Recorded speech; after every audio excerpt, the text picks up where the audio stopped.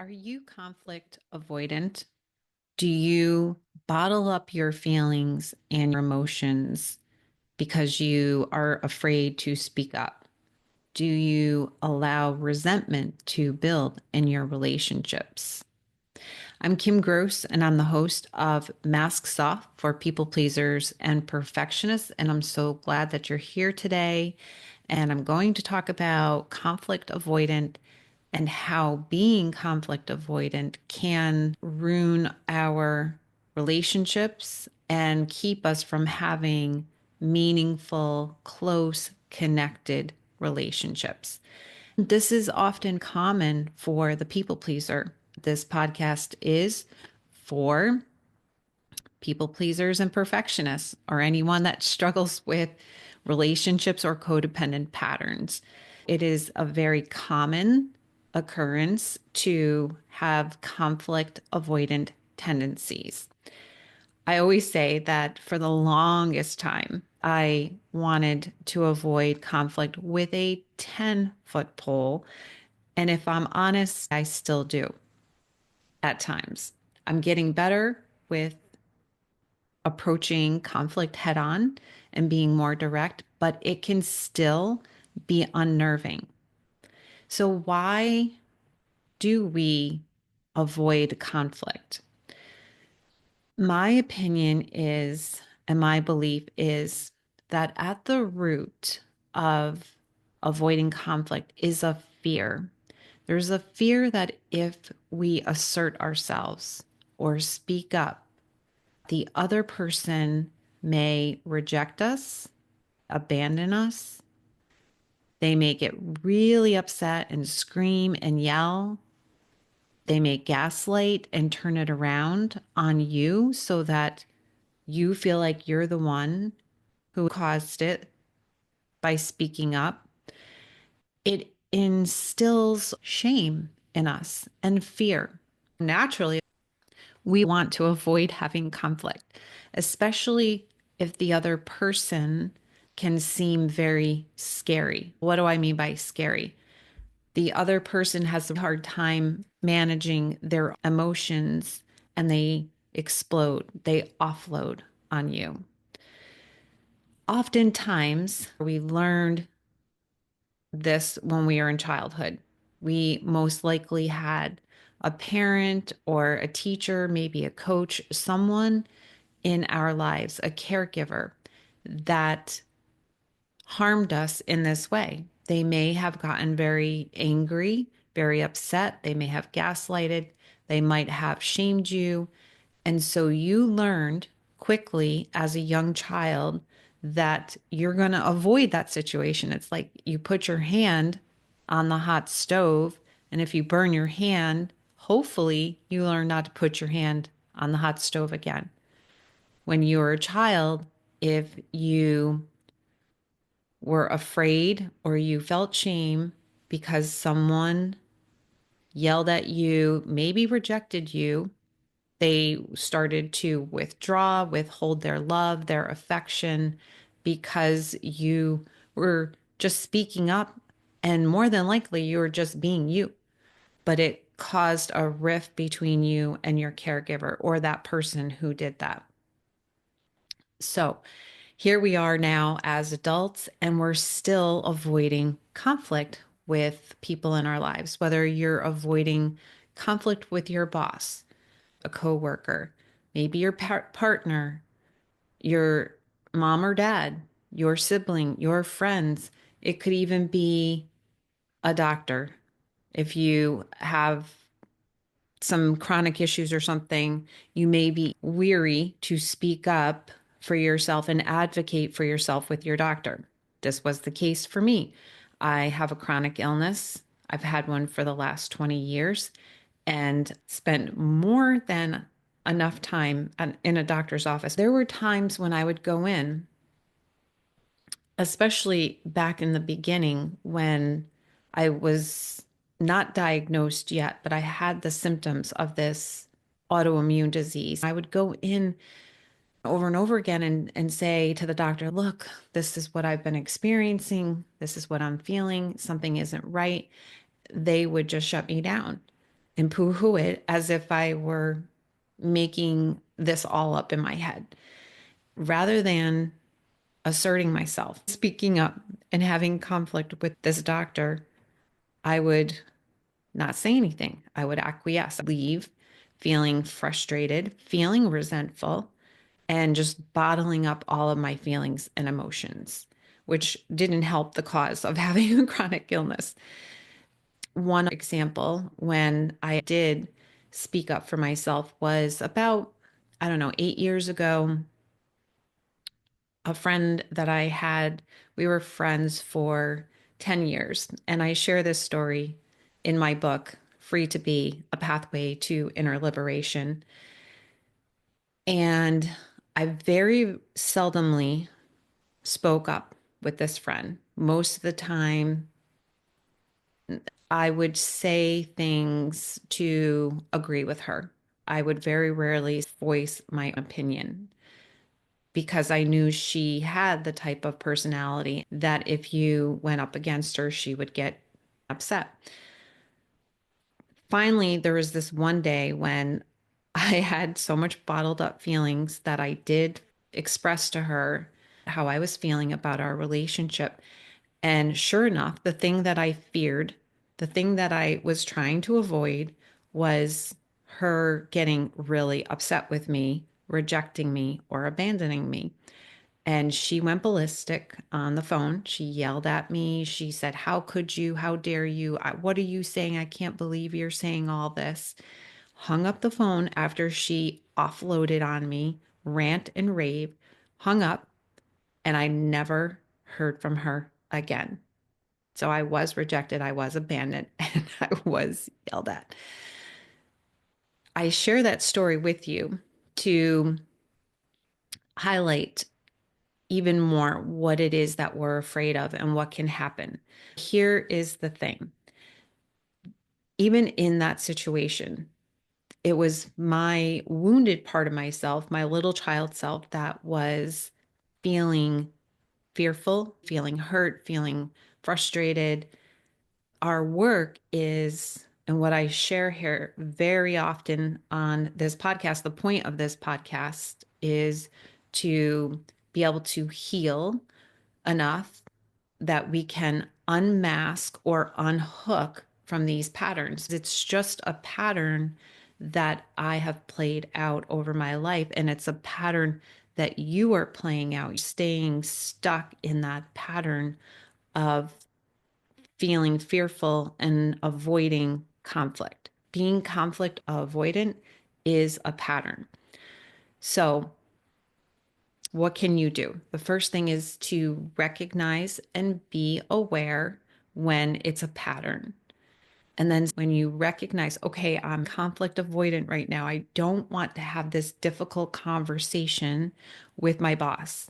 I don't want to have this really hard conversation with my spouse or my young adult child because I'm afraid it's going to blow up in my face. So the first thing is to recognize you're in the pattern. Secondly, is to take ownership or responsibility for the fact that you cannot control what others say, do, think, feel, or believe. You can't control other people, places, and things.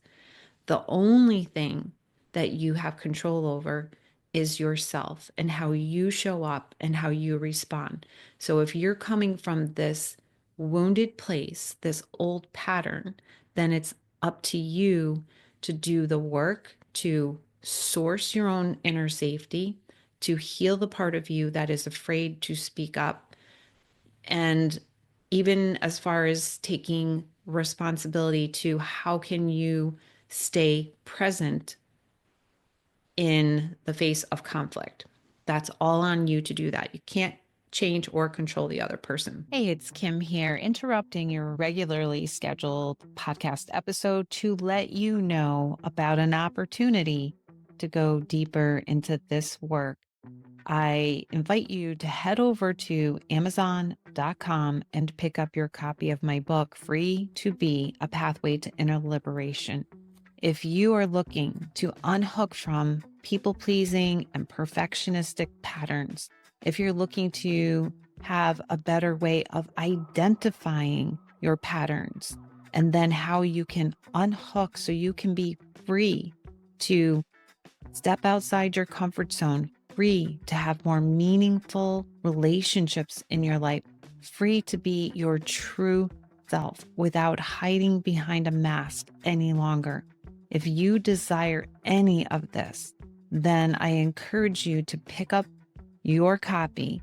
And if you enjoy my book as much as I loved writing it, please go on over and leave a review on Amazon. You can leave a star review or written review. Now back to your regularly scheduled podcast episode. And then, so the next thing you can do to start practicing having conflict with another. And let me just say that in the beginning, it's okay if it feels awkward. It's okay if you stumble and fumble because it's going to happen.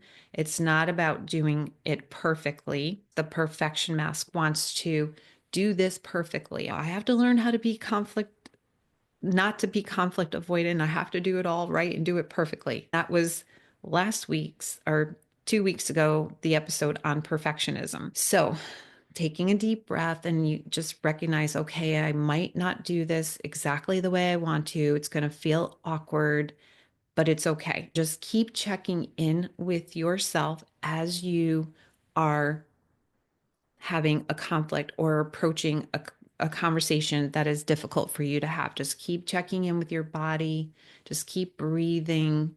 That's how you presence yourself, and that's how you source your own inner safety. Your inner dialogue can be like, it's okay, I'm safe, I'm here. Like you're just grounding yourself. Then you can say to the other person, let's just pretend it's your boss. You could say something along the lines of, I want to have a conversation with you. I want to bring something to your attention. It feels really hard for me to say this. It feels awkward. I actually feel a little bit nervous speaking up and sharing this with you. I'm hoping that we can set some ground rules, keeping it safe. And then you start to share what you want to say to the other person. It could be your boss, your spouse, your partner. If the person starts to cut you off, dismiss you, discount your experience, or becomes defensive or starts denying, most likely what you're going to share with this person something about their behavior, something about what they're saying or doing is impacting you. It's affecting you in some way. And that's why you're wanting to confront them like, hey, you're giving me way too much work compared to Susie over here. Or, hey, I feel like you haven't fully listened to my wants, my needs, or you say these things that are very hurtful. Those are just examples. And so you're saying something about what they're doing. Chances are, depending on who they may become defensive. And let's go back to saying that they start to cut you off, they start to interrupt, they start defending themselves. And now you're starting to feel your energy go up. You're starting to feel a little anxious. I have already upset them. And you may want to back into your old pattern of avoiding the conflict. You might want to just acquiesce. You might want to just silence yourself, walk away. But I encourage you to take a deep breath and reiterate. Like repeating yourself is actually a tool or a skill. This is really hard for me. I really would appreciate if I could just say what I have to say. I'm hoping that we can come to a resolution. I'm hoping that we can talk this out like two grown adults. When you're cutting me off or you're interrupting me, it's really hard. It's making me nervous. I have a hard time with conflict and it makes me anxious. So if you could just let me finish what I'm saying and hear me out, and then I will hear you out.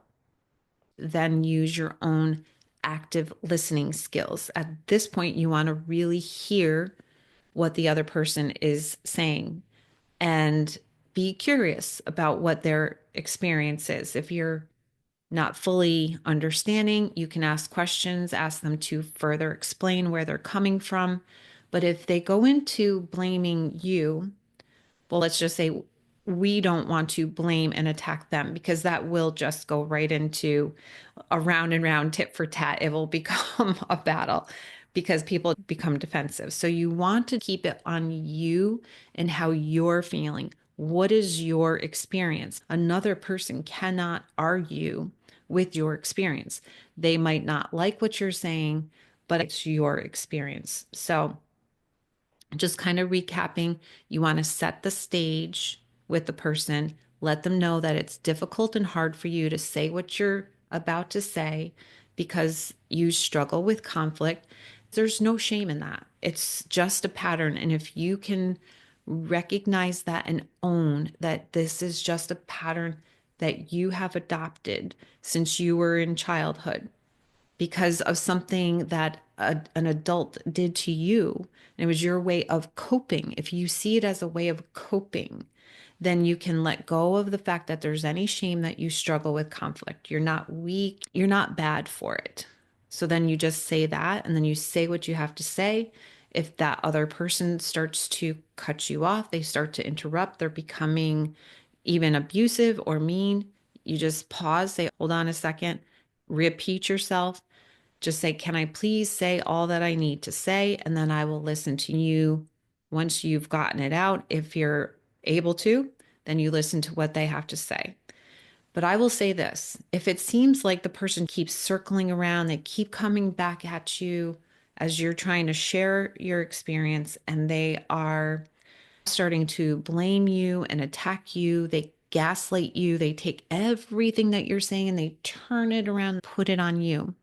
Now you start to feel like you can't presence yourself anymore. Your nervous system is saying, I can't handle this anymore. I need to get out of here.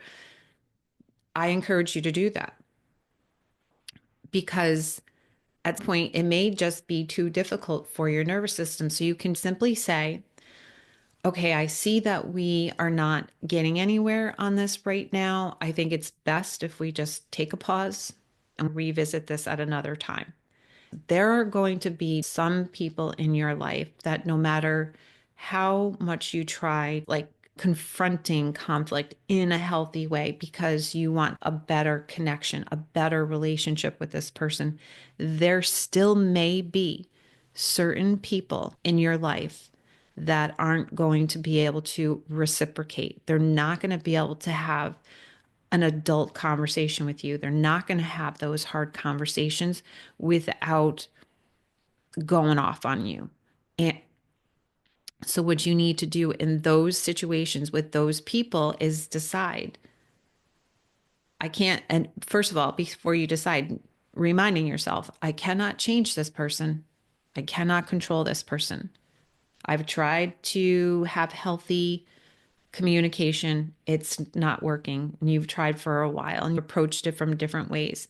You may then have to decide at this point that you've done all you can do and it's not going to change with this person. So you can choose to leave.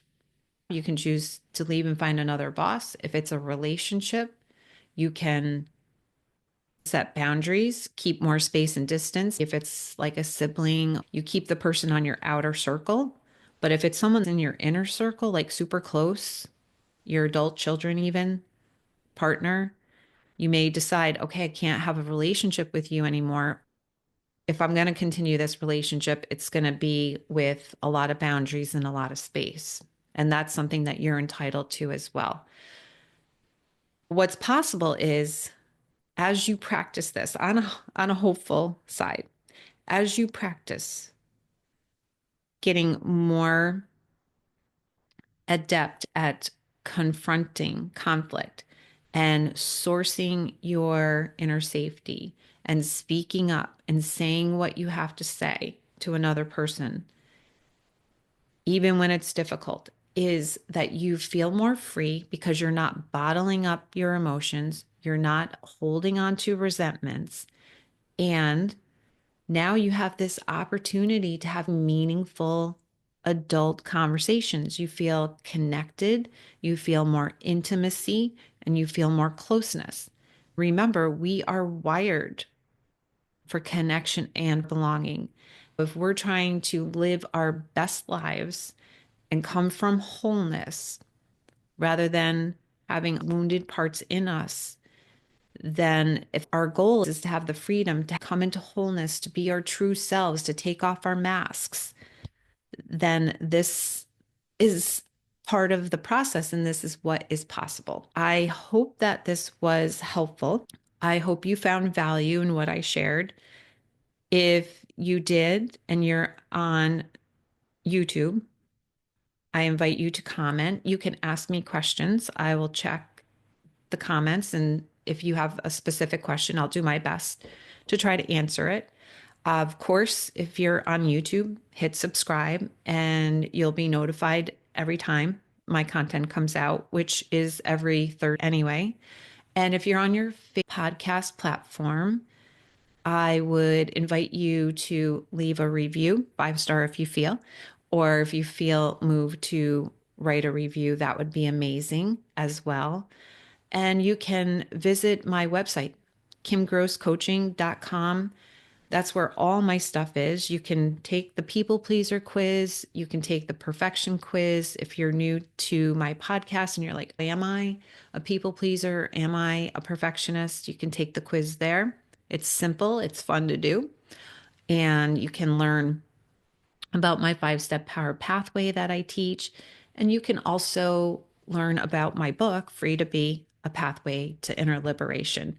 You can find out in the show notes where to connect with me on all of social media. I'm on TikTok, Instagram, and Facebook, YouTube, and also these podcast platforms. So it was a pleasure to be here with you this week.